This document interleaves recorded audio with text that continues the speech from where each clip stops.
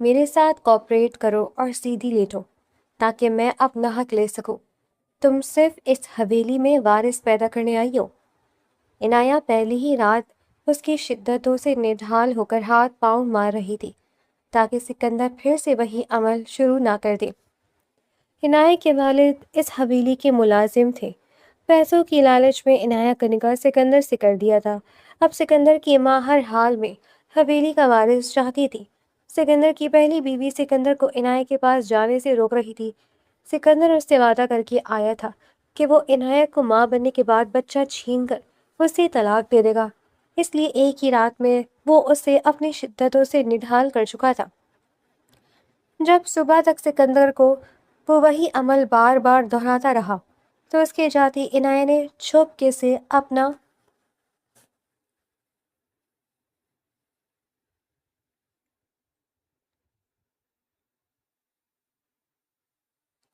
سیدھی ہو کر لیٹ جاؤ اور اپنا فرض پورا کرو۔ تمہیں اس حویلی میں شاہ خاندان کو وارث دینے کے لیے لایا گیا ہے۔ وہ سرخ چوڑے میں سجی سنوری بستر پر بیٹھی تھی اور اس کے شوہر نے گھونگھٹ اٹھانے کی زحمت تک نہیں کی تھی۔ اس نے خوف سے اپنی آنکھیں بند کر لیں اور دونوں ہاتھوں سے سکندر کو روکنے لگی، جو اس وقت اس کے لہنگے کا کونا پکڑ کر کندھے تھام کر اسے بستر پر سیدھا کر چکا تھا۔ پلیز میرے قریب مت آئیں، مجھے بہت ڈر لگ رہا ہے، مجھے اپنے گھر واپس جانے دیں۔ سکندر نے اس کی کلائیوں کو مضبوطی سے تھام کر اسے بیڈ پر پیچھے کی طرف دھکیلتے ہوئے اس کے اوپر جھک گیا۔ اب تم یہاں سے کہیں نہیں جا سکتی۔ تمہارے باپ نے پیسے لے کر تمہیں یہاں بھیجا ہے۔ اب تم میری جاگیر ہو، اس لیے خاموشی سے وہی کرو جو میں کہہ رہا ہوں۔ عنایہ نے تڑپ کر اپنے ہاتھ چھڑانے کی کوشش کی اور روتے ہوئے بولی، میرے بابا ایسا نہیں کر سکتے، آپ جھوٹ بول رہی ہیں، مجھے جانے دیں، میں آپ کے آگے ہاتھ جوڑتی ہوں۔ تمہارے رونے دھونے سے یہ حقیقت نہیں بدلے گی کہ تم اب شاہ خاندان کی امانت ہو اور تمہیں اپنا فرض ہر حال میں پورا کرنا ہی ہوگا۔ سکندر اب اس کے چہرے کے اور زیادہ قریب آ چکا تھا۔ عنایہ کو اس کی سانسوں کی تپش اپنی جلد پر محسوس ہو رہی تھی۔ میں اس حویلی کو کبھی دل سے قبول نہیں کروں گی۔ آپ مجھ سے میرا جسم تو چھین سکتے ہیں لیکن میرے دل میں جگہ نہیں بنا سکتے۔ میں آپ سے نفرت کرتی ہوں۔ سکندر کے چہرے پر مسکراہٹ ابھری اور اس نے عنایہ کے چہرے پر بکھری زلفوں کو پیچھے ہٹاتے ہوئے کہا، مجھے تمہاری محبت کی ضرورت بھی نہیں ہے، مجھے صرف اپنے خاندان کا وارث چاہیے اور وہ تم مجھے دو گی، چاہے خوشی سے دو یا مجبوری سے۔ سکندر نے اس کے ماتھے پر اپنے لب رکھے اور اس کے قریب ہوتا چلا گیا، جہاں محبت کا کوئی نام و نشان نہیں تھا بلکہ صرف حویلی کی روایت کو پورا کرنے کا جنون تھا جس نے عنایہ کی تمام امیدوں کو خاک میں ملا دیا تھا۔ عنایہ کے آنسو مسلسل بہہ کر اس کے تکیے کو بھگو رہے تھے جبکہ سکندر نے بغیر کسی نرمی کے اسے سب بندھنوں سے آزاد کر دیا تھا اور وہ اس کے سائے تلے بالکل بے بس ہو کر رہ گئی تھی، کیونکہ اس کی ہر چیخ اور التجا اس کمرے کی دیواروں سے ٹکرا کر دم توڑ رہی تھی اور وہ اپنی زندگی کے سب سے بڑے طوفان کا سامنا کر رہی تھی جس نے اس کی معصومیت کو ہمیشہ کے لیے نگل دیا تھا۔ رات کا اندھیرا گہرا ہو رہا تھا اور اس بند کمرے میں ایک لڑکی کی خاموش سسکیاں گونج رہی تھی جو اپنی قسمت پر رو رہی تھی۔ جب سکندر شاہ اپنی طاقت کے نشے میں چور اس کے وجود پر اپنا حق جتاتا ہوا اس کی روح کی گہرائیوں میں اتر گیا اور اپنی زوردار شدتوں سے اس کے وجود کو نڈھال کر دیا تھا۔ اگلی صبح عنایہ بستر سے بمشکل اٹھی اور اپنے بکھرے وجود کو سمیٹتے ہوئے آئینے کے سامنے جا کھڑی ہوئی۔ اس کا مرجھایا ہوا چہرہ اس کی بربادی کی داستان سنا رہا تھا۔ اسی وقت کمرے کا دروازہ کھلا اور شاہدہ بیگم بھاری جیولری باکس لیے اندر داخل ہوئی۔ اپنی شکل دیکھنا بند کرو اور جلدی سے تیار ہو کر نیچے آ جاؤ، آج تمہاری منہ دکھائی کی رسم ہے، میں نہیں چاہتی کوئی شاہ خاندان پر انگلی اٹھائے۔ عنایہ نے آنسو پوچھے اور دھیمی آواز میں بولی، بیگم صاحبہ، مجھے ان رسموں کا حصہ نہیں بننا، میرے بابا نے مجھے آپ لوگوں کے ہاتھ کیوں بھیجا، مجھے بس اس بات کا جواب چاہیے۔ شاہدہ بیگم نے اس کے چہرے کو سختی سے پکڑتے ہوئے کہا، تمہارا باپ حویلی کا ایک معمولی ملازم تھا جس نے پیسوں کی لالچ میں اپنی بیٹی کا سودا میرے بیٹے سکندر شاہ سے کیا ہے، اور یاد رکھو تمہاری حیثیت یہاں صرف ایک وارث پیدا کرنے والی ملازمہ کی ہے، اس سے زیادہ کچھ نہیں، اس لیے اپنی اوقات میں رہو۔ عنایہ نے تڑپ کر اپنا چہرہ چھڑایا اور روتے ہوئے بولی، میرے بابا اتنے سنگ دل نہیں ہو سکتے، آپ لوگ جھوٹ بول رہے ہیں، انہوں نے مجھ سے کہا تھا کہ وہ مجھے ایک اچھے گھر میں بیاہ رہے ہیں۔ شاہدہ بیگم نے سرد لہجے میں کہا، سچ یہی ہے، تم ایک قریبی لونڈی ہو، اب چپ چاپ تیار ہو کر نیچے آ جاؤ، ورنہ حویلی کے قوانین بہت سخت ہیں۔ بیگم شاہدہ کے جاتے ہی عنایہ فرش پر بیٹھ کر پھوٹ پھوٹ کر رونے لگی۔ تبھی زینب کمرے میں داخل ہوئی، جس کے چہرے پر شدید حسد اور نفرت کے تاثرات تھے۔ اس نے عنایہ کے قریب آ کر کہا، تو تم ہو وہ نئی دلہن جس نے ایک ہی رات میں میرے شوہر پر قبضہ کرنے کی کوشش کی ہے، لیکن یاد رکھنا میں تمہیں اس حویلی میں ٹکنے نہیں دوں گی۔ عنایہ نے سر اٹھا کر زینب کی طرف دیکھا، مجھے آپ کے شوہر میں کوئی دلچسپی بھی نہیں ہے، آپ مجھے یہاں سے بھگا دیں، میں اپنی مرضی سے چلی جاؤں گی۔ زینب نے اس کا ہاتھ زور سے مروڑا اور اس کے چہرے کے قریب ہو کر غرور سے بولی، اتنی آسانی سے تمہیں چھٹکارا نہیں ملے گا لڑکی، ابھی تو میں نے تمہاری زندگی کو جہنم بنانا شروع کرنا ہے، اور جیسے ہی تم نے اس حویلی کو وارث دیا میں تمہیں یہاں سے دھکے دے کر نکال دوں گی۔ زینب نے اس کا ہاتھ جھٹکا اور پیر پڑکتی ہوئی کمرے سے باہر نکل گئی، جبکہ عنایہ وہیں پر بیٹھی اپنی بے بسی پر آنسو بہا رہی تھی۔ جب سکندر شاہ کمرے میں داخل ہوا، جس نے عنایہ کو زمین پر بیٹھے دیکھا تو اس کی آبرو تن گئی اور وہ آگے بڑھ کر اس کا بازو پکڑ کر اسے کھڑا کرتے ہوئے بولا، کہ کیا تماشا لگا رکھا ہے تم نے؟ نیچے مہمان آ چکے ہیں اور تم اب تک یہاں زمین پر بیٹھ کر رو رہی ہو؟ مجھے شاہ خاندان کی عزت سب سے زیادہ عزیز ہے، اس لیے جلدی تیار ہو کر نیچے آؤ۔ عنایہ نے سکندر کی گرفت سے اپنا بازو چھڑانے کی کوشش کی اور غصے سے اس کی آنکھوں میں جھانکتے ہوئے بولی، مجھے آپ کی اور آپ کے خاندان کی کوئی پرواہ نہیں ہے، آپ کے پاس بہت پیسہ ہے تو آزاد کر دیں، مجھے اس حویلی کا وارث نہیں دینا۔ سکندر شاہ کی آنکھوں میں غصے کے مارے خون اتر آیا۔ اس نے عنایہ کی کمر میں ہاتھ ڈال کر اسے اپنے سینے سے سختی سے بھیجتے ہوئے کہا، زبان سنبھال کر بات کرو لڑکی، تم شاہ خاندان کی بہو ہو اور اب تمہاری ہر سانس پر میرا حق ہے، اگر تم نے نیچے چل کر تماشا کھڑا کرنے کی کوشش کی تو میں تمہارے اس لالچی باپ کو حویلی کے تہ خانے میں بند کروا دوں گا۔ عنایہ نے خوف سے اپنی آنکھیں بند کر لی اور سکندر کے مضبوط سینے پر اپنے ہاتھ رکھتے ہوئے ہانپتی ہوئی آواز میں بولی، میں نیچے چلنے کے لیے تیار ہوں، لیکن یاد رکھنا آپ مجھے کبھی جھکا نہیں سکیں گے۔ سکندر نے اسے خود سے دور کیا اور الماری کی طرف بڑھتے ہوئے بولا، مجھے تمہیں جھکانے کا شوق بھی نہیں ہے، مجھے صرف اپنے احکامات کی تعمیل چاہیے، اور اب جلدی تیار ہو جاؤ کیونکہ میرے پاس فالتو وقت نہیں ہے۔ سکندر کمرے سے باہر نکل گیا اور عنایہ بھاری قدموں سے آئینے کی طرف بڑھ کر تیار ہونے لگی، جبکہ حویلی کی دالان میں زینب اور بیگم شاہدہ مہمانوں کے سامنے مسکرا رہی تھی، لیکن ان کے دلوں میں عنایہ کے خلاف سازشوں کا جال بن رہا تھا۔ عنایہ جب سیڑھیوں سے نیچے اتری تو سب کی نظریں اس کی خوبصورتی پر ٹک گئی اور زینب کے چہرے کا رنگ پیلا پڑ گیا۔ امی جان، آپ نے اس ملازم کی بیٹی کو سر پر نہیں چڑھایا، یہ خاندانی زیور پہننے کی اس کی اوقات نہیں تھی۔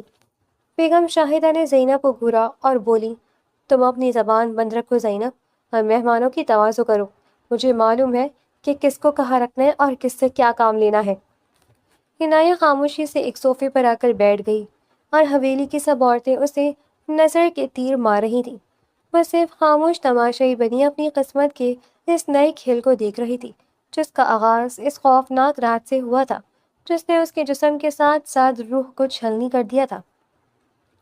سکندر شاہ دور کھڑا یہ سب دیکھ رہا تھا، اس کی نظریں مسلسل عنایہ پر جمی ہوئی تھی، جو اس کی مغرور دل میں ایک عجیب سی بے چینی پیدا کر رہی تھی، لیکن وہ اپنے جذبات کو چھپا رہا تھا۔ زینب سب کے بیچ میں مسکراتی ہوئی عنایہ کے پاس آئی اور جو اس کا گلاس دیتے ہوئے مسکرا کر بولی، لو دلہن رانی، یہ جوس پیو تاکہ تمہاری تھکن کچھ کم ہو جائے اور تمہیں حویلی کے ماحول کی عادت پڑ جائے۔ عنایہ نے شک بھرے انداز میں گلاس تھاما اور جیسے ہی اسے لبوں سے لگایا تو زینب کے چہرے پر زہریلی مسکراہٹ پھیل گئی، جو کسی بڑے طوفان کا پیش خیمہ تھی۔ پچھلی رات کی شدتوں نے پہلے ہی عنایہ کے وجود کو نڈھال کر رکھا تھا، اور اب حویلی کی یہ نئی سازشیں اس کے معصوم دل کو مزید پامال کرنے کے لیے تیار کھڑی تھی۔ عنایہ نے جوس کا گلاس میز پر رکھ دیا اور چکراتے سر کو تھام کر سیڑھیوں کی طرف بڑھنے لگی۔ زینب نے شاید جوس میں کچھ ملا دیا تھا اور اب دور کھڑی نفرت سے اسے دیکھ رہی تھی۔ سکندر نے جب عنایہ کا یوں لڑکھڑاتے ہوئے دیکھا تو فوراً اس کی طرف جانے لگا، لیکن راستے میں ہی زینب نے اس کا ہاتھ تھاما اور التجائیہ انداز میں بولی، سکندر، آج کی رات تم میرے کمرے میں آؤ گے۔ تم نے اس ملازم کی بیٹی کو جو وقت دینا تھا وہ دے دیا، اب حویلی کے قوانین کے مطابق تمہارا وقت میرا ہے۔ سکندر نے اپنا ہاتھ جھٹکا اور غصے سے بولا، مجھے مت سکھاؤ کہ مجھے کب اور کہاں جانا ہے، اپنی حد میں رہو۔ سکندر تیزی سے آگے بڑھ گیا۔ سکندر شاہ کمرے میں داخل ہوا اور اس نے عنایہ کو یوں بکھرے وجود کے ساتھ بیڈ پر پڑے ہوئے دیکھا تو آگے بڑھ کر اس کے اوپر جھک گیا اور اس کے لبوں سے لب ملا کر دیوانہ وار گلابی جام پینے لگا۔ عنایہ نے سکندر کی مضبوط کندھوں پر اپنے ناخن گاڑ دیے، لیکن سکندر شاہ اپنی طاقت اور ضرورت کے نشے میں اندھا ہو چکا تھا۔ اس نے عنایہ کی روح کو ایک بار پھر بندھن سے آزاد کر دیا تھا۔ یہ نظارہ دیکھ کر اس کا مردانہ جنون اب برداشت کی آخری حدود کو چھو رہا تھا، اور نشے سے دھت عنایہ صرف ایک لاش کی طرح بستر پر پڑی تھی، اور سکندر شاہ رات گئے تک اس کی گہرائیوں میں سماتا رہا۔ جب وہ اس کے پاس سے اٹھا تو بغیر کچھ کہے کمرے سے باہر نکل گیا۔ زینب دالان میں ہی اس کا انتظار کر رہی تھی۔ اس نے سکندر کا راستہ روک لیا۔ سکندر، کیا تم اب روز اس لڑکی کے پاس ہی جاؤ گے؟ سکندر نے اسے گھورا، اپنی بکواس بند کرو زینب، اور میرے راستے سے ہٹ جاؤ، مجھے جو کرنا ہے میں وہی کروں گا۔ وہ اپنے اسٹڈی روم کی طرف بڑھ گیا اور زینب نے عنایہ کے کمرے کی طرف دیکھ کر ٹھنڈی آہ بھری۔ حویلی کی فضا اب حسد کی اس آگ میں جھلسنے لگی تھی جس کا انجام بہت ہی دردناک ہونے والا تھا۔ وقت بہت تیزی سے گزرنے لگا تھا۔ کئی ہفتوں تک حویلی کی فضاؤں میں ایک عجیب سی خاموشی چھا گئی تھی۔ عنایہ نے سکندر شاہ سے بات کرنا بالکل بند کر دیا تھا اور وہ اب اس کے کمرے میں صرف ایک مورد کی طرح بیٹھی رہتی تھی۔ سکندر شاہ جب بھی رات کو کمرے میں داخل ہوتا تو عنایہ خود کو بستر میں چادر کی طرح چھپا کر پیش کرتی اور وہ چھت کی طرح اس پر سایہ فکن ہو جاتا، لیکن کئی ہفتوں کی یہ خاموشی اور اداس نظریں اس کے دل میں ایک عجیب سی چبھن پیدا کرتی تھی۔ ایک رات دیر سے وہ کمرے میں آئے تو عنایہ کھڑکی کے پاس کھڑی باہر برستی بارش کو دیکھ رہی تھی اور اس کی آنکھوں سے آنسو بہہ کر اس کی گالوں کو بھگو رہے تھے۔ سکندر نے اپنے قدم آگے بڑھائے اور اس کے بالکل پیچھے کھڑا ہو کر دھیمی آواز میں بولا، عنایہ، تم اس طرح کب تک خود کو اذیت دیتی رہو گی؟ کیا تم نے میری ماں کی بات کو اب تک دل سے لگا رکھا ہے؟ عنایہ نے مڑ کر اس کی طرف دیکھا اور اپنی نم آنکھوں کے ساتھ سرد لہجے میں بولی، شاہ صاحب، جس کی روح ہر رات کچلی جاتی ہو وہ اذیت کے علاوہ اور کیا محسوس کر سکتی ہے؟ آپ کو تو صرف اپنے وارث سے مطلب ہے نا، تو میری اس خاموشی سے آپ کو کیا فرق پڑتا ہے؟ سکندر نے اس کا ہاتھ تھاما اور اس کی معصومیت اور اس کے چہرے پر پھیلی زردی کو دیکھ کر اس کا دل پہلی بار بری طرح پگھلا تھا۔ وہ اسے اپنے قریب کھینچتے ہوئے بولا، مجھے فرق پڑتا ہے عنایہ، جب تم اس طرح خاموش رہتی ہو تو مجھے اپنے ہی کیے پر غصہ آنے لگتا ہے۔ میں کوئی جلاد نہیں ہوں عنایہ۔ عنایہ اس کے سینے پر ہاتھ رکھ کر اسے پیچھے دھکیلیا اور تلخ مسکراہٹ کے ساتھ بولی، آپ جلاد ہی ہیں شاہ صاحب، جو محبت کا ناٹک کر کے میری تکلیف کو کم کرنا چاہتے ہیں، لیکن میں آپ کے اس بہلاوے میں نہیں آؤں گی۔ سکندر شاہ نے اس کی بات سن کر اپنے غرور کا لبادہ دوبارہ اوڑھ لیا اور غصے سے اس کا چہرہ دبوچ کر بولا، میں سکندر شاہ ہوں اور مجھے کسی کے سامنے صفائیاں دینے کی ضرورت نہیں ہے۔ تم میری بیوی ہو اور تمہارا یہ روح مجھے بالکل پسند نہیں ہے۔ خاموشی سے بیٹھ پر جاؤ اور اپنا فرض پورا کرو۔ سکندر نے اسے بیٹ کی طرف دھکیلا، لیکن اس بار اس کی گرفت میں وہ پہلی جیسی بے دردی نہیں تھی، بلکہ ایک چھپا ہوا احساس تھا جس سے وہ اپنے ہی غرور کے پیچھے چھپا رہا تھا۔ اور عنایہ نے بستر پر لیٹ کر ایک بار پھر اپنی آنکھیں بند کر لیں۔ جبکہ سکندر اس کے قریب جھکا تو اس کے لمس میں ایک عجیب سی نرمی تھی جو عنایہ کو بھی حیران کر گئی تھی، لیکن نفرت کی دیوار اتنی اونچی تھی کہ دونوں کے دل ایک دوسرے کے قریب آ کر بھی دور ہی تھے۔ اور پھر اگلی چند راتیں اسی کشمکش میں گزری تھیں، جہاں سکندر کا سخت دل عنایہ کی خاموش تکلیف کو دیکھ کر موم ہو رہا تھا، مگر اس کا خاندانی غرور اسے کچھ بھی ظاہر کرنے نہیں دے رہا تھا۔ پھر ایک صبح عنایہ کمرے سے نکلی تو اچانک چکر کھا کر دالان کے فرش پر گر پڑی۔ حویلی کے ملازموں نے شور مچا دیا، جس پر بیگم شاہدہ اور زینب فوراً وہاں پہنچی۔ بیگم شاہدہ نے فوراً ڈاکٹر کو حویلی بلایا، اور جب ڈاکٹر نے عنایہ کے کمرے سے باہر آ کر یہ خوشخبری سنائی کہ عنایہ بی بی امید سے ہے، تو بیگم شاہدہ خوشی سے نہال ہو گئی اور انہوں نے پورے دالان میں مٹھائی بانٹنے کا حکم دے دیا۔ بیگم شاہدہ نے فوراً سکندر کو فون کر کے حویلی بلایا، اور جیسے ہی سکندر شاہ حویلی پہنچا تو بیگم شاہدہ نے اسے گلے لگا کر کہا، مبارک ہو سکندر بیٹا، شاہ خاندان کا وارث آنے والا ہے، اس لڑکی نے ہمارا مان رکھ لیا۔ سکندر نے یہ سنا تو اس کے دل میں خوشی کی ایک لہر دوڑ گئی۔ وہ فوراً عنایہ کے کمرے کی طرف بھاگا، جہاں عنایہ بیڈ پر لیٹی چھت کو گھو رہی تھی، اور اس کے چہرے پر خوشی کا کوئی تاثر نہیں تھا۔ سکندر نے اس کے قریب بیٹھ کر اس کا ہاتھ اپنے ہاتھوں میں لیا اور بھرائی ہوئی آواز میں بولا، عنایہ، تم نے مجھے دنیا کی سب سے بڑی خوشی دی ہے، اب تم شاہ خاندان کی سب سے معزز عورت بن گئی ہو۔ عنایہ نے اپنے ہاتھ جھٹکا اور بیڈ پر سیدھی ہو کر بولی، یہ خوشی آپ کے لیے ہوگی شاہ صاحب، میرے لیے تو یہ میری بربادی کا نیا باب ہے، کیونکہ اب آپ لوگ مجھ سے میرا بچہ چھیننے کی تیاری شروع کر دیں گے۔ سکندر نے اس کے کندھے تھامے اور اس کی آنکھوں میں جھانکتے ہوئے بولا، میں ایسا کچھ نہیں ہونے دوں گا عنایہ، تم میری بات کا یقین کرو، میں تمہیں کہیں جانے نہیں دوں گا۔ اسی وقت زینب کمرے کے دروازے پر آ کر کھڑی ہو گئی، جس کا چہرہ حسرت کی انتہا کو چھو رہا تھا۔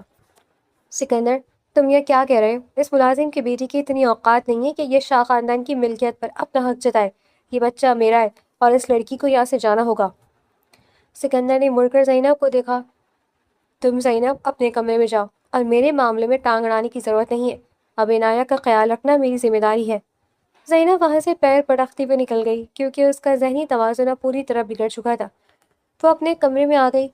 تم جھوٹے ہو سکندر شاہ، تم نے کہا تھا کہ عنایہ صرف اس حویلی کو وارث دینے آئی ہے، لیکن اب تم اسے اپنے دل میں جگہ دینے لگے ہو، اور میں یہ ہونے نہیں دوں گی۔ میں اس بچے کو اس دنیا میں کبھی نہیں آنے دوں گی جو میرا حق چھین رہا ہے۔ زینب نے چلا کر حویلی کے ملازم کو کمرے میں بلایا۔ جی حکم بیگم صاحبہ۔ ملازم سر جھکا کر کھڑا ہوا تو زینب نے پیسوں کی ایک بھاری گڈی اس کے سامنے کر دی۔ سنو لال دین، تمہیں عنایہ کے کھانے میں دوا ملانی ہوگی اور کسی کو کانوں کان خبر بھی نہیں ہونی چاہیے۔ ملازم نے پیسے پکڑے اور لرزتی ہوئی آواز میں بولا، جی بیگم صاحبہ، آپ کا کام ہو جائے گا۔ زینب کے چہرے پر ایک مکرانہ اور ہولناک مسکراہٹ ابھری اور وہ دالان کی طرف دیکھنے لگی، جہاں بیگم شاہدہ حویلی کے ملازموں کو جشن کی تیاریاں کرنے کا حکم دے رہی تھی۔ دوسری طرف سکندر شاہ اب دن کا زیادہ تر وقت عنایہ کے کمرے میں ہی گزارنے لگا تھا۔ وہ اس کے لیے خود پھل کاٹتا اور اس کی صحت کا بھی خیال رکھتا تھا، لیکن عنایہ اس کی ہر توجہ کو ایک دکھاوا سمجھ کر رد کر دیتی۔ ایک شام سکندر نے دودھ کا گلاس میز پر رکھا اور نرمی سے بولا، عنایہ یہ دودھ پی لو، تمہاری اور تمہارے بچے کی صحت کے لیے یہ بہت ضروری ہے۔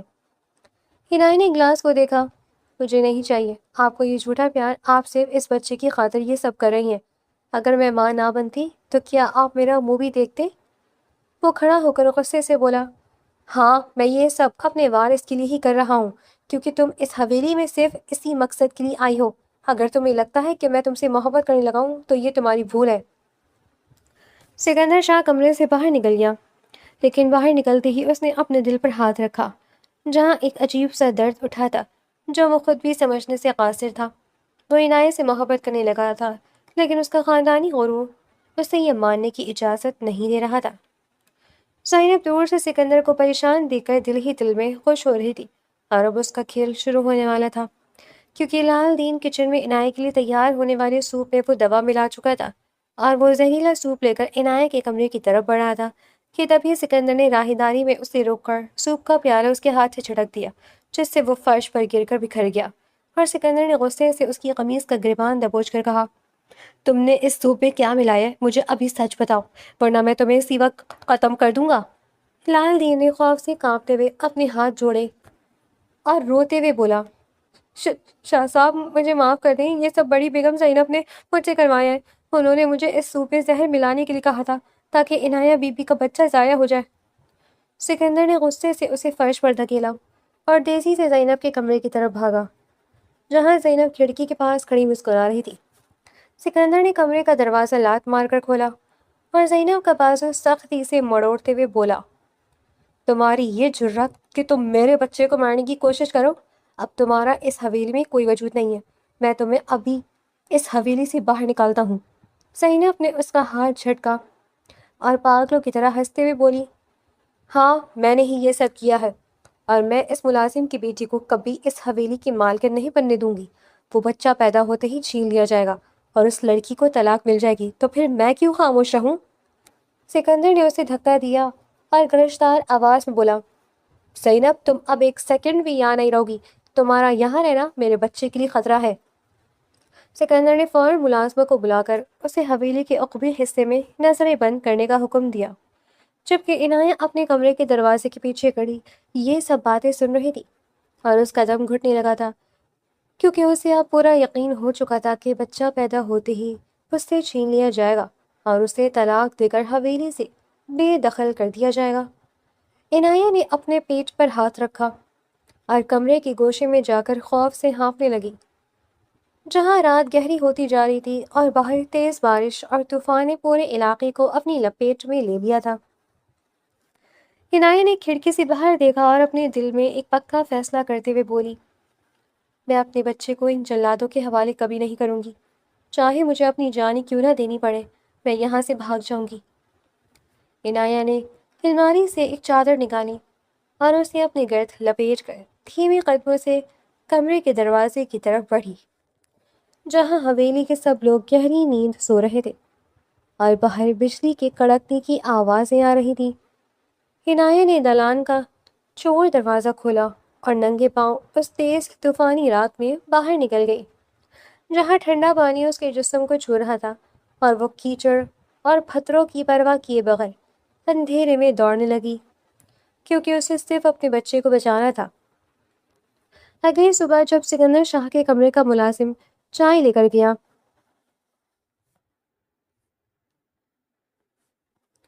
تو اس نے عنایت کو وہاں نہ پا کر شور مچا دیا، جس پر سکندر فوراً دوڑتا ہوا کمرے میں آیا اور خالی بیڈ دیکھ کر اس کے پاؤں تلے سے زمین نکل گئی۔ سکندر نے الماری کھولی تو چادر غائب تھی اور اس نے غصے سے دیوانہ ہو کر اپنے گارڈز کو پکارا اور بولا، وہ کہاں چلی گئی؟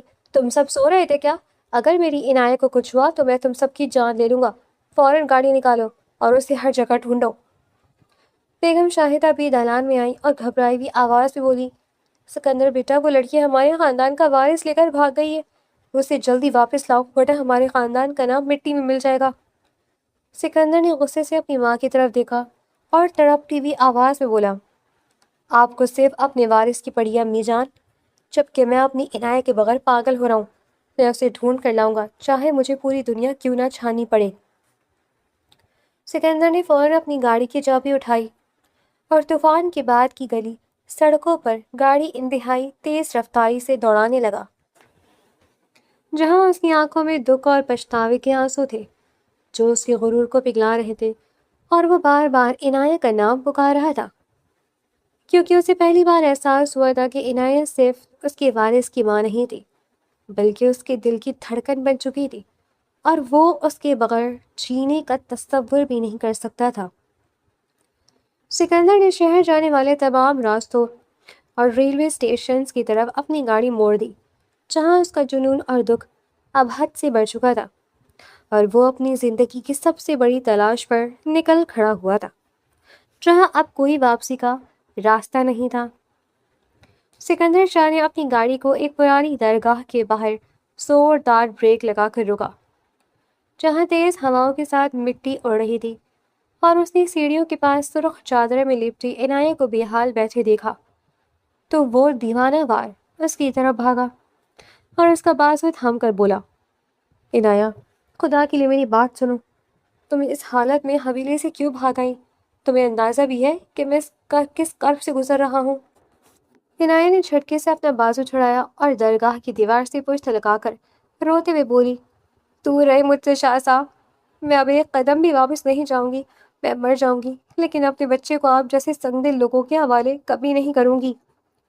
سکندر نے اپنے دونوں ہاتھ اس کے سامنے جوڑے اور بھرائی ہوئی آواز میں بولا، میں تمہارا بچہ تم سے کبھی نہیں چھینوں گا عنایت، مجھے اپنی تمام غلطیوں کا احساس ہو چکا ہے، میں نے حویلی میں زینب کی تمام سازشوں کو بے نقاب کر دیا ہے اور اسے ہمیشہ کے لیے حویلی سے نکال دیا ہے۔ عنایت نے اپنے بہتے آنسوؤں کو پوچھا اور تلخ لہجے میں بولی، آپ پر کیسے یقین کروں شاہ جہاں؟ آپ نے تو پہلی رات مجھے بتا دیا تھا کہ میری حیثیت صرف ایک خریدی ہوئی لونڈی کی ہے جو صرف آپ کے خاندان کو وارث دینے کے لیے لائی گئی ہے۔ سکندر شاہ کے گھٹنے زمین پر ٹک گئے اور اس نے عنایت کے پیروں کے پاس بیٹھ کر نم آنکھوں سے دیکھتے ہوئے کہا، مجھے معاف کر دو عنایہ، میں اپنے اس غرور اور پہلی رات کے اس ظالمانہ رویے پر شرمندہ ہوں۔ تم اس حویلی کی ملازمہ یا صرف میرے وارث کی ماں نہیں ہو، بلکہ تم میری محبت ہو اور حویلی کی اصل ملکہ۔ عنایت نے سکندر کی آنکھوں میں سچائی اور پچھتاوے کے گہرے رنگ دیکھے تو اس کا دل بھی پگھل گیا اور اس نے دھیمی آواز میں کہا، کیا آپ سچ کہہ رہے ہیں؟ کیا آپ مجھے اور میرے بچے کو وہ عزت دیں گے جس کی ہم حقدار ہیں؟ سکندر نے کھڑے ہو کر اس کے ماتھے پر اپنے لب رکھے اور مسکرا کر بولا، ہاں عنایت، یہ میرا تم سے وعدہ ہے، اب حویلی میں صرف تمہارا راج ہوگا۔ سکندر نے عنایت کو سہارا دے کر گاڑی میں بٹھایا اور اسے واپس حویلی لے آیا، جہاں بیگم شاہدہ دالان میں کھڑی انہی کا انتظار کر رہی تھی، اور انہوں نے عنایت کو دیکھتے ہی اپنے گلے سے لگا دیا اور پیار کرتے ہوئے بولی، مجھے معاف کر دینا میری بچی، میں نے حویلی کے قوانین کے چکر میں تمہارے ساتھ بہت ناانصافی کی، لیکن اب تم اس حویلی کی اصل لاڈلی ہو۔ عنایت نے مسکرا کر بیگم شاہدہ کے ہاتھ چومے اور سکندر کی طرف دیکھا، جس کی آنکھوں میں اب صرف اور صرف اپنی بیوی کے لیے پیار اور احترام تھا، اور حویلی کی فضا جو کبھی سازشوں اور حسد سے بھری ہوئی تھی اب محبت کے نئے رنگوں سے مہکنے لگی تھی، جہاں عنایت کی زندگی کا وہ طوفانی سفر اب ایک خوبصورت اور سچی ہیپی اینڈنگ کے ساتھ ختم ہو چکا تھا، اور دونوں ایک دوسرے کے بازوؤں میں اپنی نئی زندگی کا آغاز کر رہے تھے۔